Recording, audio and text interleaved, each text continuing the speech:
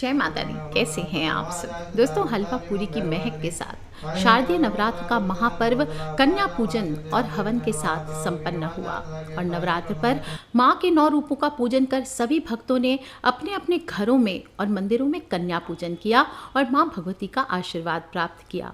अब बारी आ गई है मां के विदाई की। आज 15 अक्टूबर नवरात्रि की दशमी तिथि विजयादशमी यानी दशहरा का दिन, और जब नम आंखों से माँ दुर्गा की विदाई करनी है, विसर्जन होगा, व्रत का पारण होगा। जैसे बेटियां अपने ससुराल से मायके आया करती है और कुछ दिन के बाद वापस अपने ससुराल चली जाती है, इसी तरह से आज माँ दुर्गा भी अपने मायके यानी इस धरती पर आई हुई 9 दिन के बाद अपने घर यानी शिवजी के पास माता पार्वती के रूप में कैलाश पर्वत पर जाएंगी। और माँ की विदाई के साथ साथ ही आपकी इस सुमी दीदी का आज जन्मदिन भी है और आप सभी का प्यार और आशीर्वाद चाहती हूँ, इसलिए आप सभी को शत शत नमन। सभी प्यारे व्यूअर्स, सभी जो मेरा साथ आज निभाते आए हैं सालों से, उन सभी का आशीर्वाद आज मुझे आप सभी का ज़रूर चाहिए, ताकि आगे भी मैं अपनी जितनी माता रानी मुझे शक्ति दे उससे आप सभी की सेवा करती रहूँ। दोस्तों, नवरात्र का पावन पर्व और व्रत में पारण का विशेष महत्व होता है। सिंधु ग्रंथ में नवरात्र व्रत के पारण की विधि के बारे में बताया गया है और इसके अनुसार पारण 9वीं तिथि समाप्त होने पर और 10वीं तिथि प्रारंभ होने पर ही करना उत्तम बताया गया है। 10वीं की तिथि में माँ दुर्गा की प्रतिमा और जुहारों का विसर्जन किया जाता है। पूरी प्रक्रिया बहुत सावधानी से करनी चाहिए, विधि पूर्वक करनी चाहिए, तभी व्रत जो आपने 9 दिन इतनी मेहनत की हैं उसके पूर्ण फलों की प्राप्ति होती है। और इस बार तो दशहरा पर बहुत ही अद्भुत 3 महासंयोग आया है। सर्वार्थ सिद्धि योग है, कुमार योग है, रवि योग है। 3 महायोगों में मनाया जा रहा है। सूर्य उदय से लेकर के सुबह 9:16 तक कुमार योग और इसके बाद रवि योग पूरे दिन रहने वाला है। और आज के दिन सूर्य कन्या राशि में और चंद्रमा मकर राशि में रहने वाला है। सुबह श्रवण नक्षत्र भी है और इसके बाद धनिष्ठा नक्षत्र है। और विजय मुहूर्त आपका दोपहर को 1:52 से 2:35 तक रहने वाला है। तो विजय मुहूर्त जो है 1:52 से लेकर 2:35 तक, इस दौरान आप विसर्जन कीजिए। माँ दुर्गा आपको विजय की प्राप्ति कराएंगी। और 15 अक्टूबर का दिन है। बाकी 10वीं तिथि का प्रारंभ हो चुका है 6:52 पर। 10वीं तिथि की समाप्ति 15 अक्टूबर को शाम को 6:02 तक है। तो राहु काल चेक करके आप विसर्जन कर सकते हैं। विसर्जन विधि शुरू करने से पहले ध्यान रखें कि कंजक पूजन आपने ज़रूर किया हो और हवन छोटे से ही रूप से करें, पर थोड़ा सा हवन ज़रूर करना चाहिए। ये सभी विधियां मैंने दूसरे वीडियोस में दे दी है। नवरात्र 2021 ये प्लेलिस्ट आप चेक कर लीजिए, सब वीडियोस आपको उसमें मिल जाएगी। और हवन पूर्ण होने के बाद गजगज जरूर करना चाहिए। कैसे करेंगे गजगज? सबसे पहले माँ दुर्गा की प्रतिमा का दोबारा से पूजन कर लीजिए। थोड़ा गंगा जल छिड़क दीजिए, गंध, चावल, थोड़े से माँ को कुमकुम का तिलक लगाइए, फूल चढ़ाइए, मिठाई, पंचमेवा, 5 प्रकार के फलों का भोग आपको लगाना चाहिए। और फिर माँ की स्तुति करें। रूपम देहि यशो देहि भाग्यम भगवती देहि में, पुत्रान देहि धनम देहि सर्वान कामश्च देहि में, महिषघ्नि महामाई चामुंडे मुंडमालिनी आयु आरोग्यम ऐश्वर्यम देहि देवी नमोस्तुते। आयु आरोग्यम ऐश्वर्यम देहिम देवी नमोस्तुते। इस प्रकार से आप माँ से हाथ जोड़ करके प्रार्थना करें। हाथ में थोड़ा जल लें और संकल्प पूर्ण करके माँ से क्षमा प्रार्थना ज़रूर करें। आप चाहे तो पूरी क्षमा प्रार्थना कर सकते हैं। अपराध सहस्राणि क्रियन्ते अहर्निशम मया दासो मयति मांग मत्वा क्षमस्व परमेश्वरी आवानम न जानामि विसर्जनम पूजा चैव न जानामि क्षम्यताम परमेश्वरी मंत्रहीनम क्रियाहीनम भक्तिहीनम सुरेश्वरी यत् पूजितन मया देवी परिपूर्णम तदस्तु में। इस प्रकार से आप माँ से प्रार्थना करें कि हे परमेश्वरी, मेरे द्वारा रात दिन बहुत से अपराध होते रहते हैं, मुझे आप अपना दास समझकर मेरे इन अपराधों को कृपा पूर्वक क्षमा कीजिए। हे परमेश्वरी, ना मैं आवाहन करना जानता हूँ, ना विसर्जन करना जानता हूँ, तथा पूजा करना भी ढंग से नहीं जानता। हे माँ, आप मुझे क्षमा कीजिए। इस प्रकार से पूरा श्लोक आप चाहें तो पढ़ सकते हैं। मैं बताऊँगी तो बहुत लंबा हो जाएगा।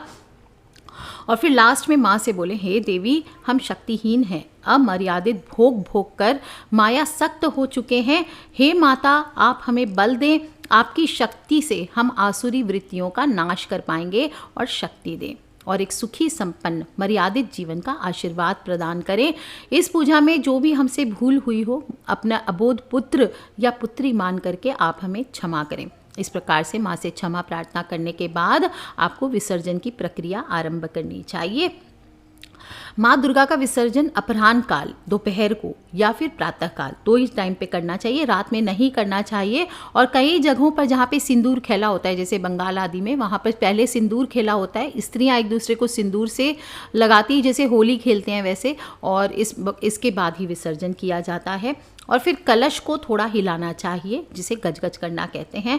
और कलश को इसके बाद उसके ऊपर से नारियल उतार लीजिए आप, और कलावा वगैरह जो भी कलश के ऊपर से कलावा लपेटा हुआ है वो खोल लीजिए। जो चावल है प्याली में वो आप अलग रख लीजिए। जो जल है पवित्र जल कलश का, उसको आपको समस्त घर में छिड़कना चाहिए। आम के जो पत्ते हैं या अशोक के पत्ते आपने जो रखे हैं उसकी सहायता से आपको छिड़कना चाहिए। थोड़ा जल अगर आप साधक हैं तो आचमन कर सकते हैं, क्योंकि कहा जाता है जिसकी साधना शक्ति 50% से ऊपर ही हो उसे ही सिर्फ ये जल पीना चाहिए, नहीं तो लोगों को तबीयत खराब हो सकती है, उल्टी दस्त आदि हो सकते हैं। इस जल में शक्तित्व से संचारित होने के कारण इसे पूरे घर में छिड़कने से वास्तु दोष जो भी होता है उसका विघटन होता है और इससे वास्तु शुद्धि होती है। वास्तु में रहने वाले व्यक्तियों की देह की भी शुद्धि होती है, जो उस घर में रहते हैं उनकी भी देह शुद्धि होती है। सभी के शरीर पर भी इस जल को ज़रूर छिड़कना चाहिए। और नहीं तो चाहे तो आप अगर पी नहीं सकते या कुछ नहीं तो आप जो अगले दिन स्नान आदि करेंगे उसमें भी आप इस जल का प्रयोग कर सकते हैं। और नहीं तो अगर आपको कुछ नहीं करना है इस जल का तो आप किसी पौधे में डाल सकते हैं, या अगले दिन आप जल में विसर्जित करने जा रहे हैं तो वहाँ पे जल में एज इट इज़ आप डाल दीजिए। कलश के अंदर जो आपने सिक्के, हल्दी की गांठ, गोमती चक्र, पीली कौड़ियाँ जो भी डाली थी आपने, वो सभी लक्ष्मी कारक चीज़ें और सुपारी आदि, तो आप चाहें तो सुपारी हल्दी को भी रख सकते हैं, या फिर जो चांदी का सिक्का है या अंगूठियाँ आपने डाली थी वो सब पहन सकते हैं वापस। चांदी का सिक्का यथास्थान आप रख सकते हैं तिजोरी में। और जो भी हल्दी की गांठ है, कमलगट्टे के बीज है, सुपारी है, ये सभी चीज़ें, दुर्बा घास है, ये सभी चीज़ें या तो आप इन्हें सबको एक छोटी सी पोटली बनाकर अपनी तिजोरी में स्थापित कर लीजिए, या फिर आप सब विसर्जन कर सकते हैं। घट स्थापना के दिन आपने जो बेदी पर अनाज बोए थे, जो जौ बोए थे, उसमें से अंकुर निकल ही गए होंगे थोड़े, जितने हों उसके बारे में बताऊंगी कि वो क्या संकेत देते हैं। लेकिन पहले समझ लें कि जो भी अंकुर जितने भी निकले हों उसमें से थोड़ा, इसको ज्वारे कहते हैं या धन की बालियां भी मानी जाती है, सबसे पहले थोड़ा लेकर के माता रानी को अर्पित कर दीजिए। फिर पूजा स्थल पर चढ़ाइए, जो भी आपका पूजा का स्थान है, आपके पितृ का स्थान है वहाँ चढ़ाइए। पितृ का स्थान नहीं रखा है तो घर के पेंडे पे, जहाँ पे जल का स्थान है वहाँ पर आपको रखना चाहिए पितृ के नाम का। और फिर थोड़ा थोड़ा सभी फैमिली मेम्बर्स को बांटना चाहिए। अपने केश में या कान के ऊपर लेकर धारण करें। ट्राई करें कि जो घर के बुजुर्ग हैं, सबसे बड़े पर्सन हैं, उनके हाथों से ये आशीर्वाद के रूप में प्राप्त करें, या सुहागन स्त्री जो व्रत आदि पे जिसने बैठा हो उसके हाथों से आप ले सकते हैं। और फिर इसे अपनी तिजोरी में या धन के स्थान पर रखने चाहिए। जो बच्चे हैं, स्टूडेंट्स हैं, वो अपने पढ़ने लिखने के स्थान पर बुक्स में इसको रखें। कुछ लोग अनाज के अंकुर शमी पूजन, आज दशहरा की तिथि है तो दशहरा पर शमी पूजन का विधान आता है। शमी के पत्ते, शमी का पौधा, इनको लाना चाहिए घर में। आज के दिन पूजा की जाती है, शस्त्र पूजन किया जाता है आज के दिन। जो लोग भी शस्त्र योद्धा हैं, वॉरियर्स हैं, जो क्षत्रिय हैं, वो अपने अपने शस्त्रों की आज पूजा करते हैं, तो उसमें भी आपको ये थोड़े से झुमारे चढ़ाने चाहिए। और फिर सबको बांटने के बाद ये झुमारे आपको विसर्जन करना चाहिए। कहीं कहीं पर इन पौधों को या जो झुमारे हैं इनको शाकंभरी माता का रूप मान करके स्त्रियां अपने सिर पर धारण करके चलती है, फिर उसे विसर्जित करती है। तो जो भी आपके घर में नियम हो उस रूप आप विसर्जन कीजिए। और नहीं तो जो लोग के पास जगह नहीं है, फॉरेन आदि में रहते हैं, उन्होंने ग्रो किया है, विसर्जन नहीं कर सकते, तो भाई ये वीट ग्रास होता है। और वीट ग्रास कैंसर तक बीमारियों से लड़ने की क्षमता रखता है। तो वीट ग्रास का जूस रेसिपी आप ऑनलाइन निकाल लीजिए, यूट्यूब पे मिल जाएगी, गूगल पे मिल जाएगा आपको। आप निकाल करके वीट ग्रास का जूस बना करके भी परिवार सहित पी सकते हैं। जो पॉट आपने रखा था वो आप चाहें तो अगर विसर्जन कर रहे हैं तो अच्छी बात, और नहीं तो आप चिड़िया के लिए उसमें जल आदि, भोजन आदि रख सकते हैं। और जो अनाज आप आपने प्याली में रखा था ऊपर में चावल आदि, उसको आप बेस्ट होता है चिड़िया आदि को दे दीजिए। अगर चिड़िया आदि नहीं है तो आप अपने अनाज के डब्बे में भी मिक्स करके अगर वो अच्छा है तो रख सकते हैं, इससे भी बरकत बढ़ती है। जो नारियल आपने स्थापित करा था कलश के ऊपर, कई लोग उसका विसर्जन करना ही प्रेफर करते हैं, लेकिन बता दूं इस नारियल में बड़ी सिद्धियां होती है। इसकी बलि देनी चाहिए इस दिन। इसको प्रसाद के तौर पर बाद में कलश से उतारने के बाद छीलकर इसको फोड़ना चाहिए। थोड़ा सा जल मूर्ति पे हवन आदि जब कर रहे हैं उसमें डालना चाहिए। जो कन्याएं अगर बैठी हों आपके सामने उनको दें, या उसमें से थोड़ा थोड़ा जल सभी को प्रसाद के रूप में वितरण करें। और फिर आपको जो नारियल है उसको भी आपको प्रसाद के तौर पर बलि का प्रसाद मान करके उसे सब में बांटना चाहिए। कन्या पूजन के दौरान आप अगर ये नारियल बधार रहे हैं तो कन्याओं को भी खिलाइए, और जवारे भी कन्याओं को थोड़े थोड़े ज़रूर देने चाहिए। जो कलावा आपने लपेटा था नारियल के ऊपर, उसे रक्षा सूत्र की तौर पर आपको या तो घर के मुखिया बांध लें, या कोई भी बांध सकता है, ऐसी कोई खास बात नहीं है, और या फिर इसे घर के मुख्य द्वार पर बांध दीजिए ताकि सभी की रक्षा हो सके। और फिर इसके बाद हाथ जोड़ करके माँ को पुनः पधारने का आह्वान करें और स्वस्थान विदा होने के लिए प्रार्थना करें, और बोलना चाहिए गच्छ गच्छ सुर श्रेष्ठे स्वस्थानम परमेश्वरी पुजाराधन काले च पुनर्आगमनाय च पुनर्आगमनाय च पुनर्आगमनाय च। यानी माँ आप अपने स्वस्थान अभी विराजिए और फिर आप हमारे पास ज़रूर आना, दोबारा से आना। श्री देवी को पुनः पधारने का आह्वान कर स्वस्थान विदा होने के लिए प्रार्थना की जाती है, और इसके बाद ही आपको विसर्जित करना चाहिए। इसके बाद सभी चीज़ें विसर्जित होने के बाद आपको उत्थापन यानी विसर्जन करने के बाद आपको उद्धार्जन किया जाता है, यानी देवताओं की मूर्तियां आदि को स्वच्छ करना चाहिए।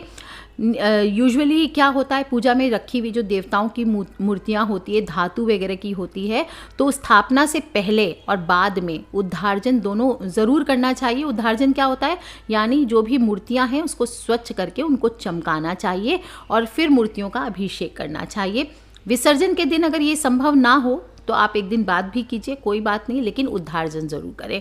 उद्धार्जन करने के लिए आप नींबू यूज़ कर सकते हैं, भस्म यूज़ कर सकते हैं, अगरबत्ती की विभूति यूज़ कर सकते हैं। रंगोली या पात्र स्वच्छ करने के लिए उपयोग में जो भी चूर्ण का प्रयोग करते हैं जैसे पीताम्बरी पाउडर आदि, मूर्तियों को उससे स्वच्छ नहीं करना चाहिए, इस बात का ध्यान रखें।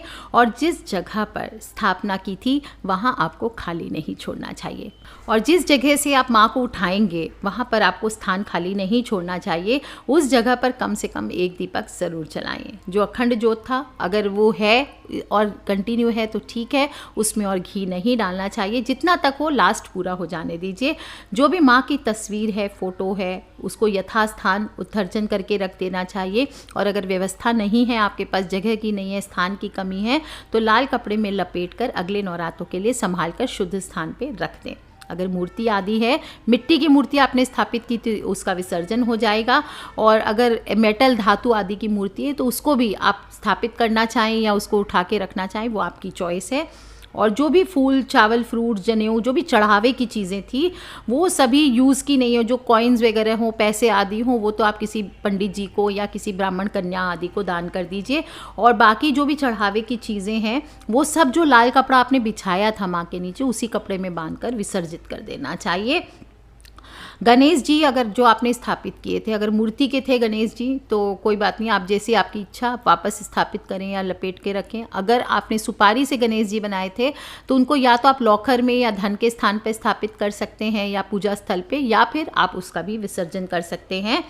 और खाने योग्य जो भी चीज़ें हैं वो फ्रूट्स वगैरह होंगे या जो चीज़ें हैं वो आप गौ माता को दे दीजिए। दान लायक है तो दान भी कर सकते हैं। जो सुहाग सामग्री थी वो सभी आप घर की सभी सुहागन महिलाओं में आपस में बांट देना चाहिए।